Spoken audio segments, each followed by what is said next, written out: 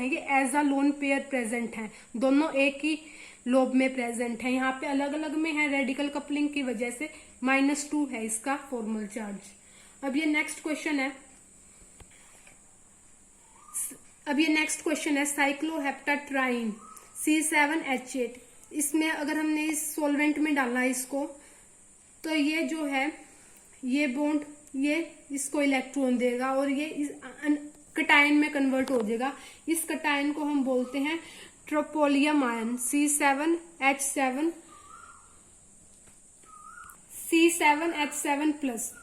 तो अब इसमें अगर मेटल यहाँ पे इन तीनों बॉन्ड के साथ इंटरेक्ट कर रहा है, मतलब कि यहाँ पे, तो इसका इलेक्ट्रॉन, इसकी हैप्टिसिटी कितनी है 1 2 3 4 5 6। तो यहाँ पे मेटल की हैप्टिसिटी 6 है। मेटल 6 कार्बन के साथ इंटरेक्ट कर रहा है, तो यहाँ पे इलेक्ट्रॉन काउंट कितना है इसका 6 होगा।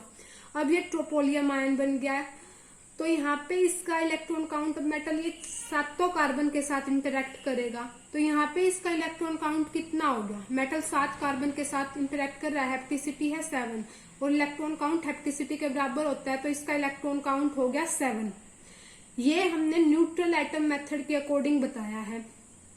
लेकिन अगर हम ऑक्सीडेशन स्टेट मेथड के अकॉर्डिंग बताएं इसका इलेक्ट्रॉन काउंट, तो ये इसने टोटल कितने इलेक्ट्रॉन दिए हैं, जो ये 3 बॉन्ड हैं इन्होंने ही तो इलेक्ट्रॉन दिए हैं 6। ये प्लस इलेक्ट्रॉन थोड़ी है कोई, ये तो रेजोनेटिंग स्ट्रक्चर है इसका। ये मेटल 7 से इंटरेक्ट कर गया।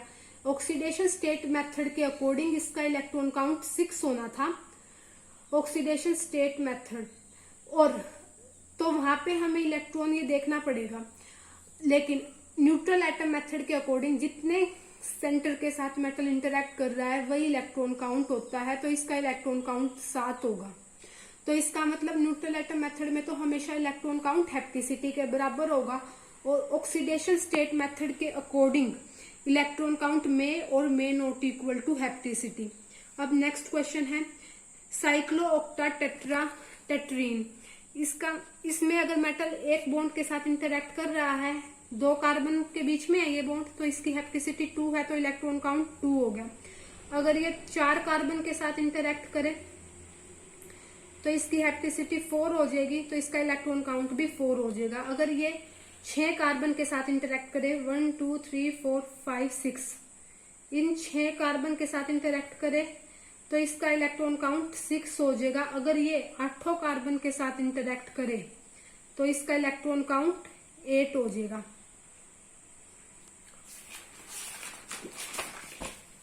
अब ये है यहाँ पे यूरेनियम का कंपाउंड गिवन है, इसमें CO2 लगे हुए हैं 2 मॉलिक्यूल 2।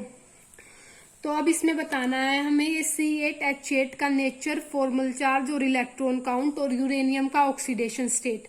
अब जो ये है साइक्लोऑक्टाटेट्रीन, ये जो है ये डाई अनायन की फॉर्म में एग्जिस्ट करता है, इस पे -2 चार्ज होता है।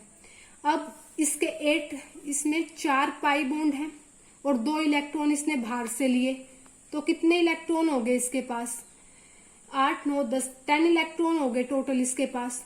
तो 4n + 2 से देखेंगे, अगर n की वैल्यू हम 2 रख दें तो ये 10 होगी, तो इसका मतलब ये एरोमेटिक है ये कंपाउंड। तो इसका नेचर तो हो गया भाई ये एरोमेटिक है। फॉर्मल चार्ज इस पे -2 है, इस पे फॉर्मल चार्ज, तो इस पे फॉर्मल चार्ज -2 होगा। इलेक्ट्रॉन काउंट कितना होगा, ये 8 कार्बन के साथ इंटरेक्ट कर रहा है, इसकी हैप्टिसिटी कितनी है, हैप्टिसिटी इसकी 8 है, तो इलेक्ट्रॉन काउंट इसका 8 होगा। ये न्यूट्रल एटम मेथड के अकॉर्डिंग है, इलेक्ट्रॉन काउंट इसका 8। लेकिन अगर ऑक्सीडेशन स्टेट मेथड के अकॉर्डिंग हम देखें इसका इलेक्ट्रॉन काउंट, तो इसका इलेक्ट्रॉन काउंट 10 होता है according to oxidation state method. Oxidation state method में हम टोटल इलेक्ट्रॉन देखते हैं कि वो कितने इलेक्ट्रॉन दे रहा है, उसमें हम बाहर वाले भी इलेक्ट्रॉन काउंट करते हैं। इसलिए किसी एक से इलेक्ट्रॉन काउंट निकालना सीखो, ज्यादा कंफ्यूजन में मत रहो। तो हम न्यूट्रल एटम मेथड को ही फॉलो करेंगे, इससे ही निकालेंगे, बाकी रिजल्ट तो दोनों से सेम ही आएंगे। तो न्यूट्रल एटम मेथड के अकॉर्डिंग जितने सेंटर से वो इंटरेक्ट कर रहा है, जितनी उसकी हैप्टिसिटी है, वही उसका इलेक्ट्रॉन काउंट होगा। इसका इलेक्ट्रॉन काउंट है 8। और अब यूरेनियम का ऑक्सीडेशन स्टेट बताना है। हमें पता है इसका चार्ज कितना है -2, इसका भी -2 ही होगा। तो यूरेनियम पे ऑक्सीडेशन स्टेट क्या होगी +4, इसकी ऑक्सीडेशन स्टेट होगी +4। अब ऐसे ही साइक्लोप्रोपेनाइल है C3H3। अब ये इस फॉर्म में ये ऐसे एग्जिस्ट करता है। इसमें जो ये कार्बन के पास जो ये एक इलेक्ट्रॉन है, ये कार्बन अपना इलेक्ट्रॉन दे देती है और ये प्लस कटायन में एग्जिस्ट करता है। अब ये भी क्वेश्चन था कि भाई कार्बन एक इलेक्ट्रॉन बाहर से ले लेती और ये अनायन की फॉर्म में एग्जिस्ट करती। एक इलेक्ट्रॉन उसने दिया, वो एक इलेक्ट्रॉन ले भी तो सकती थी, लोन पेयर बन जाता उस पे। लेकिन अगर ये एक इलेक्ट्रॉन लेती तो ये एंटी एरोमेटिक बन जाता, और एंटी एरोमेटिक स्टेबल नहीं होते। कोई रिंग एंटी एरोमेटिक बनना ही नहीं चाहेगी। अगर ये एक अपना इलेक्ट्रॉन दे देती है बाहर तो ये एरोमेटिक बन जाती है, क्योंकि इसमें 4n+2 होता है एरोमेटिक का हक्कल रूल। अगर n की वैल्यू हम 0 पुट करें तो ये 2 के बराबर है, और इसके पास कितने पाई इलेक्ट्रॉन है, 2 ही तो पाई इलेक्ट्रॉन है इसके पास, तो ये एरोमेटिक है। तो ये ऐसे एग्जिस्ट करेगी। और ये जो है ना रिजोनेटिंग स्ट्रक्चर बनाया इसका, तो ये रिजोनेटिंग स्ट्रक्चर है। अब मेटल इसके साथ इंटरेक्ट कर रहा है, तो मेटल का इलेक्ट्रॉन काउंट कितना होगा, जितनी कार्बन के साथ वो इंटरेक्ट कर रहा है, जितने सेंटर के साथ। अब यहाँ पे वो मेटल 3 सेंटर के साथ इंटरेक्ट कर रहा है, तो इसका इलेक्ट्रॉन काउंट 3 होगा। ये न्यूट्रल एटम मेथड के अकॉर्डिंग है 3। अगर ऑक्सीडेशन मेथड एटम मेथड के अकॉर्डिंग पूछे इलेक्ट्रॉन काउंट, तो इसका इलेक्ट्रॉन काउंट 2 होगा। इसने 2 ही तो इलेक्ट्रॉन दिए, पाई इलेक्ट्रॉन तो दिए।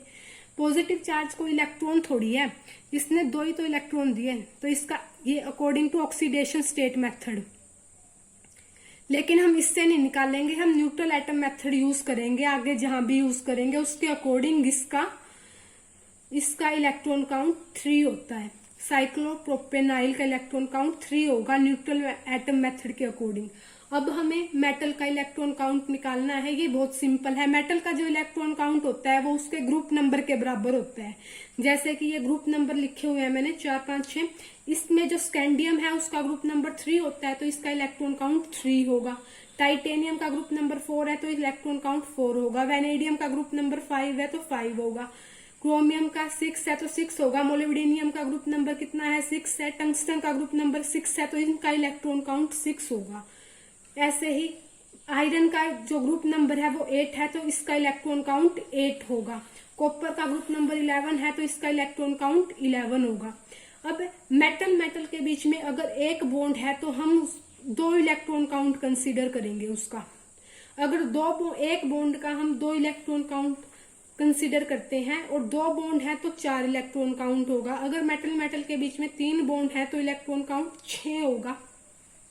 4 बॉन्ड है तो इलेक्ट्रॉन काउंट 8 होगा। 5 बॉन्ड है तो इलेक्ट्रॉन काउंट 10 होगा। अब ये मैंने जस्ट एग्जांपल लिख दिया बस ऐसे ही। अगर मेटल यहाँ पे टंगस्टन में ये वाला जो इनऑर्गेनिक क्लस्टर है, इसमें टंगस्टन के बीच में 3 बॉन्ड होते हैं। ये इनऑर्गेनिक क्लस्टर है, इनमें मेटल के बीच में 4 बॉन्ड होते हैं।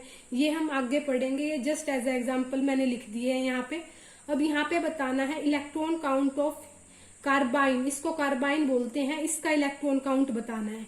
अब हमें पता है इसका ये R लगा हुआ है, इसका इलेक्ट्रॉन काउंट होता है 3 है इसका इलेक्ट्रॉन काउंट। जब वैसे भी चार्ज भी निकाल सकते हो इस पे, कार्बन का ऑक्टेट पूरा करवा दो। 3 इलेक्ट्रॉन और चाहिए कार्बन को बाहर से, जो चार्ज होगा वही इलेक्ट्रॉन काउंट होता है। तो इसका इलेक्ट्रॉन काउंट कितना हो गया 3। That's all friends. अब नेक्स्ट लेक्चर में हम 18 और 16 इलेक्ट्रॉन रूल करेंगे। अगर आपको मेरी वीडियो अच्छी लगी हो तो प्लीज मेरी वीडियो को लाइक करना और मेरे चैनल को सब्सक्राइब करना। Thank you.